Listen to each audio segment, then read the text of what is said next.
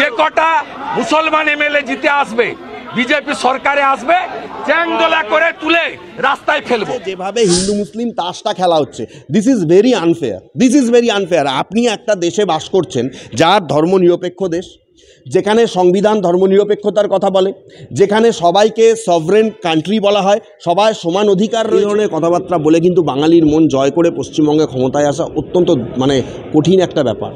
ওই কি বলবো আপনাকে, ওরা ভাবছে যে দিল্লিতে যেরকম মুসলিমরা ওনাদের একটা ভোট দিয়েছে, পশ্চিমবাংলাতেও বোধহয় দিয়ে দেবে, কিন্তু আমার মনে হয় না যে ব্যাপারটা এত সহজ দিকে যাবে। আর যেভাবে বিজেপি আসতে চাইছে, দেখুন, শুধুমাত্র হিন্দুত্বের তাস খেলে একটা দল ক্ষমতায় আসবে, এটা আমি কোথায় মনে করছি যে এই জিনিসটা কখনো ফুলফিল হতে পারে না। কারণ পশ্চিমবঙ্গ একটা কালচার জায়গা। আমি তার এটা বলছি না যে তৃণমূল খুব ভালো, তৃণমূলের থেকে বড় চোর সারা ভারতবর্ষে কেউ নেই, এটা একদম সত্যি ঘটনা। তৃণমূলের থেকে বড় চোর সারা ভারতবর্ষে কেউ নেই, এবং ভারতবর্ষ স্বাধীন হওয়ার পর তৃণমূলের থেকে বড় চিটিংবাজ দল ভারতবর্ষ স্বাধীন হওয়ার পর কোনো দিনও আসেনি। কিন্তু একটা কথা আছে, যার লিডার ভালো বলতে আমি মুখ্যমন্ত্রী মমতা বন্দ্যোপাধ্যায় তার রাজনৈতিক ব্রেনের কথা বোঝাচ্ছি। তিনি ভালো খারাপ আমার সেইটা নিয়ে কোনো কিছু না, তার রাজনৈতিক ব্রেনের কাছে বঙ্গ বিজেপি এখনও শিশু। ওই শুভেন্দু অধিকারী বলুন, সুকান্ত মজুমদারই বলুন, আর দিলীপ ঘোষই বলুন, তারা অনেক শিশু। এত বড় একটা আন্দোলন, ডাক্তারদের এত বড় আন্দোলন, সেটাও তিনি প্রতিহত করেছেন।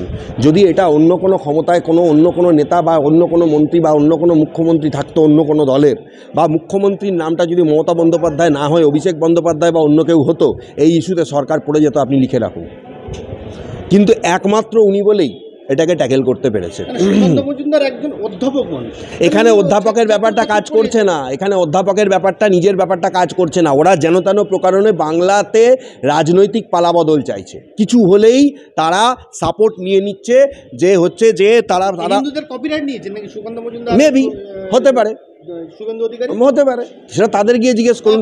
হিন্দু মানুষ কপিরাইট দিয়েছেন আপনি? না, আমি তো কাউকে ভাই কপিরাইট দিইনি, আর ভবিষ্যতেও দেবো না। তার কারণ হচ্ছে যে উনার যে হিন্দুত্ববাদ, সেই হিন্দুত্ববাদে আমি দেখুন, আমি একজন হিন্দু মানছি, কিন্তু হিন্দু বলে এই নয় যে আমার দেশের যারা অন্যান্য নাগরিক তারা সবাই খারাপ। আগে খারাপ সেটা প্রমাণ করতে হবে, তারা কি করছে সেটা প্রমাণ করতে হবে, তারপরে আমি তাকে খারাপ বলবো। কিন্তু ব্যাপারটা হচ্ছে যে রাজ্যের অবস্থা এমনই যে সন্দেহর জায়গাটা প্রচুর পরিমাণে তৈরি হয়ে যাচ্ছে। আপনি একটা কথা বলুন, রাজ্যে সিকিউরিটি নেই কেন? আসলে এইটা রাজ্য সরকার বিজেপির কাছে হাতিয়ারটা তৈরি করে দিচ্ছে। আমি একটা ট্রেনের ইন্ডিভিজুয়াল ঘটনা নিয়ে শুধু নয়, আজকে আমার রাজ্যের এই অবস্থা কেন, আমার রাজ্য থেকে এতগুলো জঙ্গি উদ্ধার হলো কেন, আমার রাজ্য থেকে অন্য রাজ্য থেকে এসটিএফ পুলিশ এসে আমার রাজ্য থেকে, কারণ তাহলে আমার রাজ্যে একটা কোনো বোমাবাজি হবে, আমার রাজ্যে একটা কোনো 10টা লোকের প্রাণ যাবে, আমি নিশ্চয়ই সেটাও এক্সপেক্ট করবো না।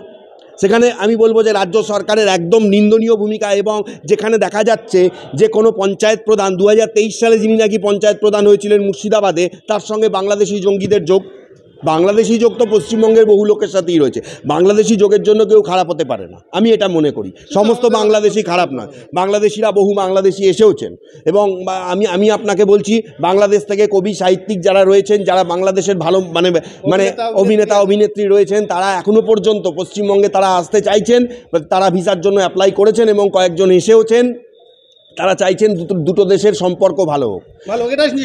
একদম আমি বলতে চাইছি যে এইটা নিয়ে একটা অন্য দেশে একটা ঘটনা ঘটেছে, সেখান থেকে একজন নেতাকে যেভাবে তাড়ানো হয়েছে, তার থেকে খারাপ তো সারা পৃথিবীর বুকে আর কিছু হতে পারে না, যে তাকে তাড়িয়ে দিয়েছে। ঠিক আছে, সেটা তাদের দেশের স্ট্র্যাটেজি।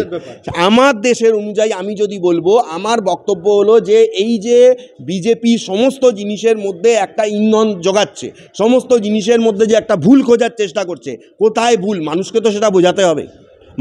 মানুষ কি বিজেপির সাথে আছে? যত নেতা বড় বড় ডায়লগ মারছে, সুকান্ত মজুমদার যে বক্তব্যটা দিয়েছেন, হ্যাঁ, ওর বক্তব্য কেউ শোনে? আমি জানতে চাই, ওর বক্তব্য যেখানকার এমপি সেখানে তো প্রায় হারতে জিতেছে। একদম ঠিক। হ্যাঁ, তাহলে মানুষ যদি ওর বক্তব্য শুনতো, ও অন্তত কয়েক লক্ষ ভোটে জিততো। ও কোনো রকমে নিজের গরিমাটাকে বজায় রেখেছে।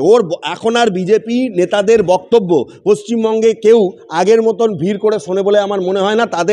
তাদের সভায় এখন লোকের ঘাটতি দেখা যাচ্ছে। একমাত্র দেশের প্রধানমন্ত্রী কোথাও বক্তৃতা দিতে এলে সেখানে মানুষজনের ভিড় আমি দেখতে পাই। আদারওয়াইজ এই যে এত বক্তব্য রাখলেন বিরোধী দলনেতা সুকান্ত মজুমদার, কোথাও যে বিশাল লোক একদম সমাগম হয়ে তার বক্তব্য শুনছে, সেই দিন চলে গেছে। সেই দিন চলে গেছে। বিজেপি কি নিজের পায়ে হ্যাঁ, নিজের পায়ে নিজে কুড়ুল মারছে বলেই আমার মনে হচ্ছে। সুকান্ত মজুমদার যেটা বলছিলেন, সুকান্ত মজুমদার যে ভদ্র মহিলার পাশে দাঁড়িয়েছেন, ভালো তো। ও যদি তো উল্টো হতো, যদি ওই তখন উনি কিছুই বলতে পারতো না, তখন উনি হয়তো কিছুই বলতে পারতো না। কারণ এই যে ঘটনাটা ঘটেছে, এর আগেও কিন্তু ইদানিং সময়ের মধ্যে যখন এই বাংলাদেশ উত্তাল হয়েছে, তখন আমরা দেখছি যে দাড়ি টুপি পরা কোনো মানুষ সেখানে থাকলে মানুষ তাকে আইডেন্টিফাই করছে এবং তাকে মারধর করছে।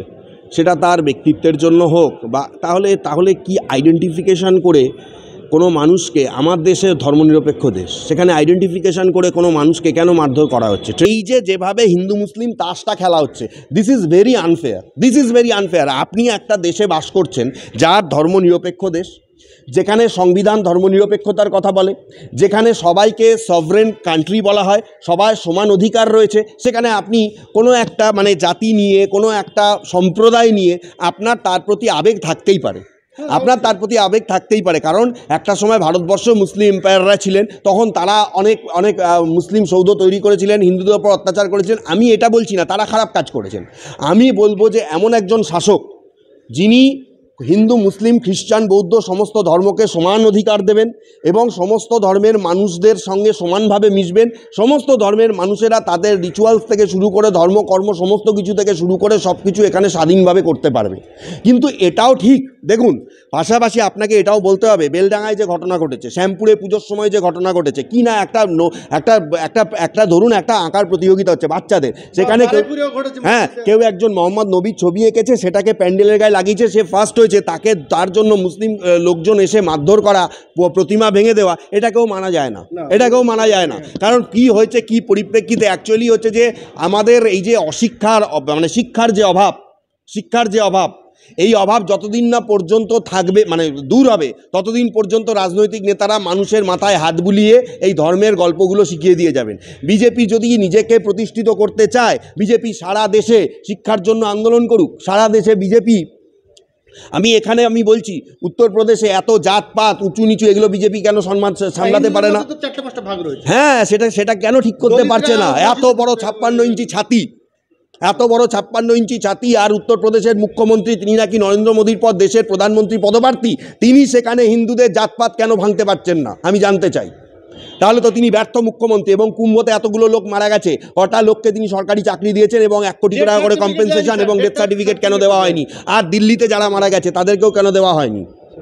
দেখুন, আমি যেটা ভুল মানতেই হবে। অনেকে বলছেন, অনেক যারা বিজেপি করেন, 2-4 জন লোক মারা গেছে, তার মানে মানুষের জীবনের কোনো দাম নেই। যে দলের কাছে মানুষের জীবনের কোনো দাম নেই, সেই দলের মানুষের কাছে সেই দলেরও কোনো দাম নেই। পরিষ্কার কথা, একজন মানুষের জীবনের দামও যে দলের না। আমি বিজেপি সমর্থক, আপনাকে কে বলেছে?